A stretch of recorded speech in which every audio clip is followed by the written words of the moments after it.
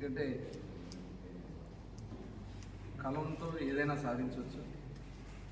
ఆనాడు మరి కృష్ణపత్రిక మన బంధం నుంచే స్టార్ట్ అయ్యి స్వతంత్ర సమర ఉద్యమంలో అనేక మందిని ప్రేరణ కల్పించినటువంటి పరిస్థితులు ఉన్నాయి.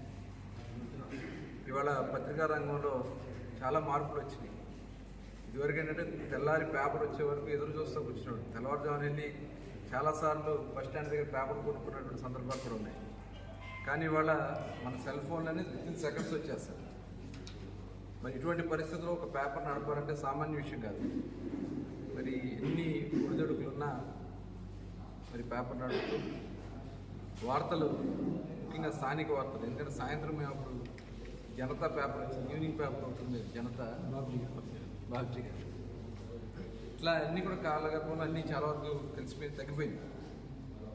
కానీ పట్టువదన విక్రమార్కులాగా ప్రేమ్నాథ్ గారు నడుపుకుంటూ వస్తున్నారు.